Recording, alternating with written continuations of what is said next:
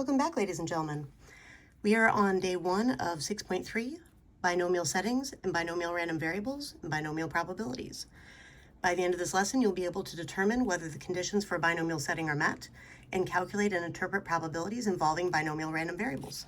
Let's begin. We're going to be starting with 6.3, day 1, binomial random variables. You can read much of this information on pages 430 to 437. Now, let's start with what is a binomial setting and what are the conditions for binomial setting. For our definition, a binomial setting arises when we perform n independent trials of the same random process and count the number of times that a particular outcome called a success occurs. All right, so n is how we identify the number of trials. And by success, we don't necessarily mean that it's something good, we just mean that it's what we wanted. Now, the 4 conditions for a binomial setting are as follows. The situation needs to be binary. That means that the possible outcomes of each trial can be classified as a success or failure, either what we wanted or what we didn't. They need to be independent. Trials must be independent. That means that knowing the outcome of one trial must not tell us anything about the outcome of any other trial. And let's see, we need to have the number of trials. So number of trials, n, of any random process must be fixed in advance. And then same probability. There is the same probability of success, P, on each trial. All right, the first letter of each condition spells out the word bins. This acronym can help you to remember the conditions for a binomial setting. Just check your bins. All right, B-I-N-S, binary, independent, number, and same probability. Number meaning fixed number of trials. Now, what is a binomial random variable and what are the possible values of a binomial random variable? For definition, the count of successes x in a binomial setting is a binomial random variable. The possible values of x are 0, 1, 2, etc. until we reach the total number of trials that we would be completing. All right, now we use n to represent the number of trials that are completed in the setting. All right? The number of trials n of a random process must be fixed in advance. Right, now, what is a binomial distribution and what are the parameters of a binomial distribution? So for our definition, the probability distribution x is a binomial distribution. Any binomial distribution is completely specified by 2 numbers, the number of trials, n, of the random process, and the probability p of success on each trial. Right, so these are our 2 parameters that we are dealing with in our binomial distributions. Now, what is the most common mistake that students make on a binomial distribution question? Students do not recognize that using the binomial setting or using the binomial distribution is appropriate. So the most common mistake isn't really a mistake within the problem. The most common mistake is not recognizing that you have a binomial distribution problem. Right, so you need to learn to recognize these. Now, if you're asked a probability about a count or something with number of successes, try it as a binomial. See if it fits the setting. Double check your bins. All right, now, for our first example, in many games involving dice, rolling a 6 is desirable. The probability of rolling a 6 when rolling a fair die is 1/6. If x equals the number of 6s in 4 rolls of a fair die, then x is binomial with n equals 4 and p equals 1/6. Remember, n is our number of trials. We are rolling the die 4 times. And our probability of success, probability of rolling a 6, is 1/6. Now, what is the probability that the number of 6s in 4 rolls of a fair die is equal to 0? All right. Whenever you're reading these, read the variable x using its wording, its description. So what is the probability that the number of 6s in 4 rolls of a fair die is equal to 0? All right, so what is the probability that all 4 rolls are not 6s? So 1/6 is the probability of getting a 6. 5/6, therefore, would be the probability of not a 6. And because we're dealing with independent rolls of a die, we can just straight up multiply these. This is our multiplication rule for independent events from back in chapter 5. So 5/6 times 5/6 times 5/6 times 5/6. We have 4 of the same number that we're multiplying. that's when exponents come in handy. Now remember, this is not 5 over 6 times 4. This is 5 over 6 times itself 4 times. That gives you a very different answer. All right, I would go ahead and put this into the calculator, and if you use the fraction setting for your calculator, you're going to get 625 over 1,296. If you divide this out, that's when you get approximately 0.4823. All right, now there's only one way that you could get all 4 rolls, not 6s. If we take a look at the rest of this situation, what's the probability that we get exactly 1 6 out of 4 rolls of a dice?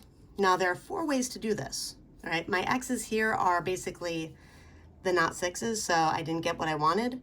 The 6 is getting what I wanted.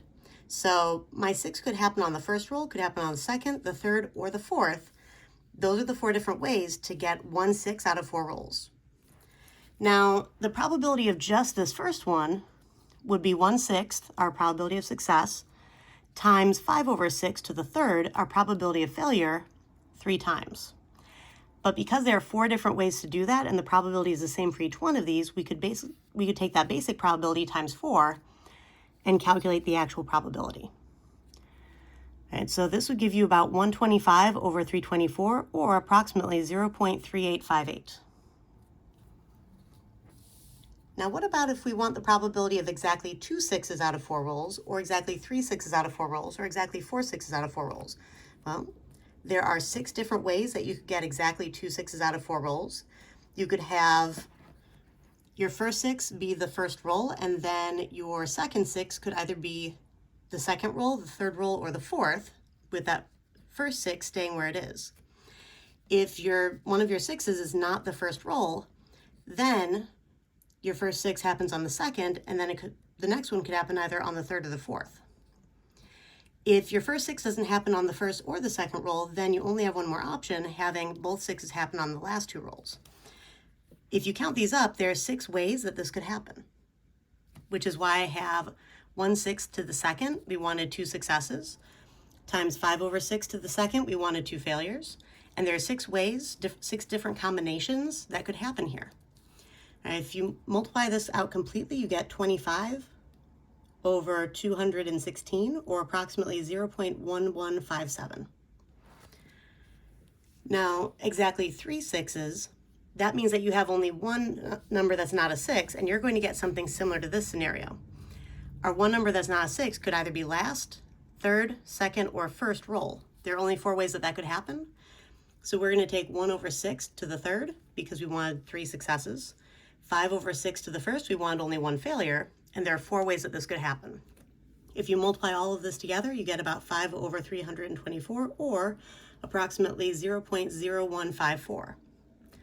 Now keep in mind, this is a much smaller probability than what we had up here, because the probability of not getting a 6 is much higher than the probability of getting a 6, and we had more not 6s than we had 6s. It's the exact opposite over here. So we had far more probabilities, or far more events that were happening with the 1/6 probability as opposed to the 5 over 6. Right? That's why those two are different, even though they had the same number of ways.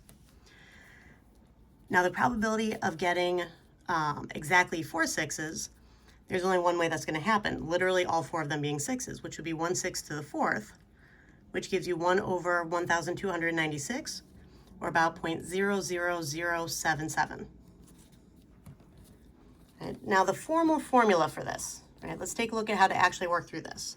So in general, how can we calculate binomial probabilities, and is the formula on the formula sheet? The good news is, yes, it is. The probability of an exact value in the binomial distribution is basically n choose a certain number, n choose x. And this right here is the number of trials that we have, choose the certain number that we want to actually have turn out as successes. And that is calculated by taking the number of trials factorial divided by the number of successes factorial times the number of failures factorial. All right, so this is the actual formula for this symbolic representation of combination mathematics. All right, this calculates how many different combinations we could have. Now, in order to work through this in the calculator, you would go to Math, and then over to probability, and it's the third option here, NCR. So in the calculator, R represents X.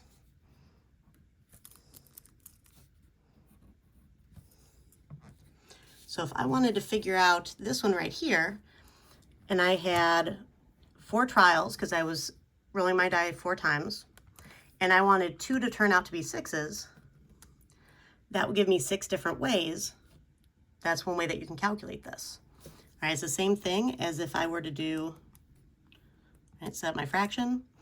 I wanted 4 trials, so 4, and then if you go to math and over to probability, this fourth option is a factorial symbol.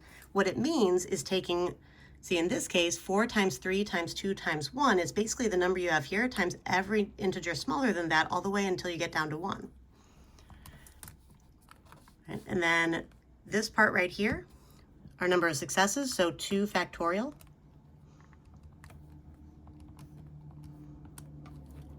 times 4 minus 2 quantity factorial. That also gives you 6. Now this takes a lot longer to fill out, which is why I recommend that you use the combination formula that's already in the calculator. But you can see it turns out to the same thing. Right. Now, besides the combination, we're taking our number of successes. So if we had, 4 choose 2, we would have had 2 successes, so probability of success to the second power, times probability of failure, 1 minus the probability of success. Remember, we only have 2 situations. Either it is it or it isn't. So either we were successful or we weren't, and we use complementary. We use the complement formula for the probability of failure. All right, so 1 minus whatever our probability of success was, and then to the number of times we would have wanted a failure, which is the number of trials minus the number of successes. All right, so this in action. All right. In roulette, 18 of 38 spaces on the wheel are black. You observe the next 10 spins on the wheel. What is the probability that exactly 4 of the spins land on black? Now, in order to work through these probabilities, we need to know, first of all, X is binomial with 10 trials, because we're doing 10 spins. Probability of success, landing on black, is 18 out of 38, because that's the number of spaces out of the total spaces. And we're defining X as the number of black spaces landed in 10 spins. All right, so the probability of exactly 4 black spaces landed in 10 spins is 10 choose 4 times the probability of success, 18 over 38 to the 4th power, because that's how many successes we were dealing with. And then we're multiplying that by the probability of failure, which is its complement, so 1 minus the 18 over 38 to the 10 minus 4 power. This is basically the number of failures. If you have 10 successes, if you have 4 successes out of 10, then you're going to have 6 failures. 10 minus 4 would give you that 6. Now we can go ahead and plug this in. Right, so 10 choose 4 times 18 divided by 38 to the 4th. Whoops. Make sure you get back out of the exponent. Times 1 minus 18 out of 38 to the 6th. Right, and that's how I'm getting that 0.2247. Right. Now with this one, what is the probability that at least 8 of the spins land on black? So probability of at least 8 would be probability of 8 or more. So that would be the probability of exactly 8 plus the probability of exactly 9 plus the probability of exactly 10. Keep in mind, because there are gaps between the values of the random variable, namely the number of spins is going to have to be, or the number of black spaces we land on is going to have to be an integer. This is a discrete distribution, which means that each of these individual probabilities, these exact values, have specific probabilities, and there's nothing really in between. So probability of greater than or equal to 8, in other words, at least 8, is going to be probability of exactly 8 black spaces plus probability of exactly 9 plus probability of exactly 10. We can find all 3 of these probabilities and add them together, and when you do that, you get approximately 0.0385. You would just do the same thing that I did here and just adding all 3 together. All right. This is the assignment that you should try when we get at home, and I will see you in class.